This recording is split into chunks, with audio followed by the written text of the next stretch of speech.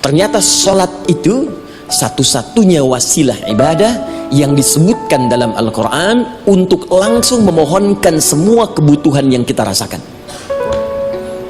Bahkan sebelum kita diminta sholat, itu kalimat pertamanya bukan ibadahnya. Kata Allah, kau punya masalah apa? Sedang butuh apa? Sedang punya problem apa? Buka Quran surah kedua Al-Baqarah ayat ke-45 sampai 46, paling kanan pertengahan di usap. Wasta'inu bis-sabri was-salah. Perhatikan kalimatnya, indah sekali. Ya Allah menempatkan sholatnya bagian kedua. Kata Allah, wasta'inu, hei hambaku, jika kalian punya persoalan dalam kehidupan, maka perhatikan kalimatnya baik-baik, wasta'inu, mintakan solusinya kepadaku. Jadi kalau sedang punya masalah, bukan bikin status, gak akan selesai. Sedang eksplorasi minyak gak keluar-keluar, bikin status, duh susah sekali yang ngebornya, gak akan selesai.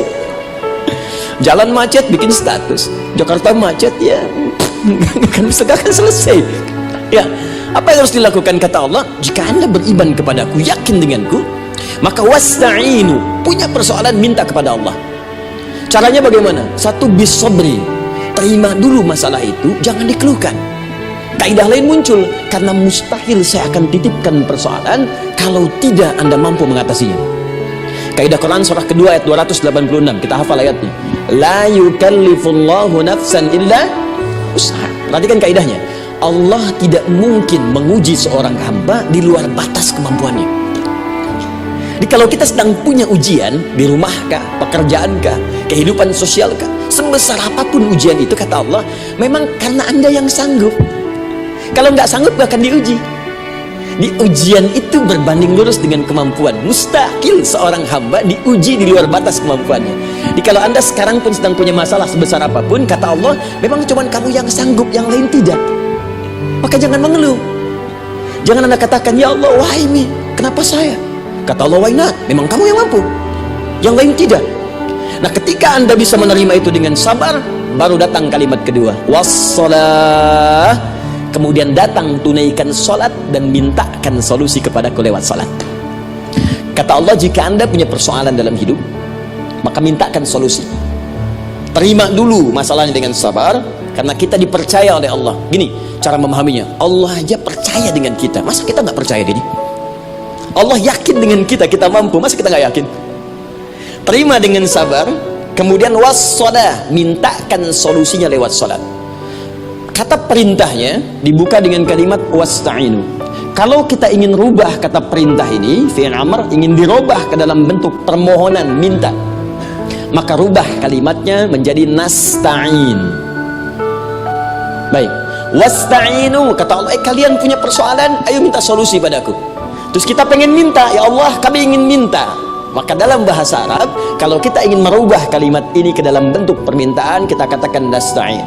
Saya tanya pada anda, pernah nggak dalam sholat kita mengucapkan kalimat nasta'in? Ada?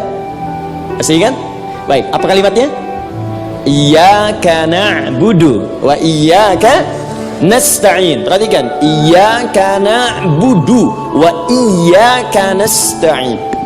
Iyyaka na'budu, iyyaka, ya Allah, engkau perintahkan aku untuk ibadah, maka sekarang aku ibadah, sholat hanya kepadamu saja.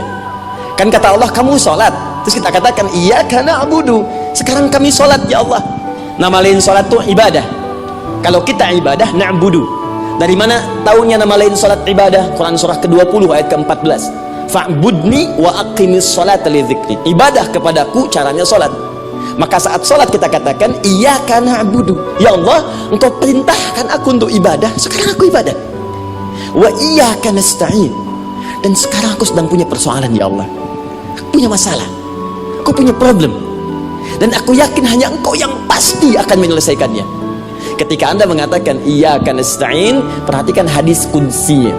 Hadisnya qudsi, ya, Al-Imam Al-Bukhari meriwayatkan, Imam Muslim meriwayatkan, An-Nasai meriwayatkan dari sahabat Abu Hurairah radhiyallahu ta'ala anhu. Ada lagi yang dari sahabatnya Anas bin Malik. Perhatikan kalimatnya, idza qala al-'abdu iyyaka na'budu wa iyyaka nasta'in, jika hambaku dalam salatnya benar membacanya, benar dari awal salatnya sampai dengan kalimat iyyaka na'budu wa iyyaka nasta'in, ya Allah, sekarang aku ibadah kepadamu dan sekarang aku punya persoalan, aku mohonkan solusi darimu. Kata Allah, hadza baini wa baina abdi, ini perjanjian antara aku dengan hambaku. Wali abdi, hadisnya qudsi, wali abdi, kalau hambaku benar salatnya sampai kalimat ini, masalah, apapun yang dia minta sekarang aku akan kabulkan, aku akan kabulkan. Pertanyaan saya, berapa di antara kita yang sholat sampai detik ini ribuan kali ruku dan sujud yang memanfaatkan momentum ini untuk memohon? Siapa di antara kita yang ketika sholat memohon kepada Allah solusi? Jangan-jangan selama ini sholat itu hanya menjadi formalitas saja. Takbir, ruku, sujud, salam, selesai. Takbir, ruku, sujud, salam, selesai. Padahal Allah sudah menunggu, hambaku, kamu tuh punya masalah apa? Makanya setiap waktu dibagi 5 supaya hidup kita ringan. Subuh ke zuhur punya masalah, zuhur sholat.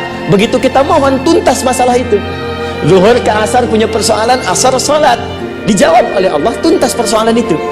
Karena itu semua nabi dan rasul, bahkan orang soleh, ketika punya persoalan dalam hidupnya, even itu hanya menulis karya ilmiah, maka mereka akan memulai dengan sholat dan minta kepada Allah Subhanahu wa ta'ala.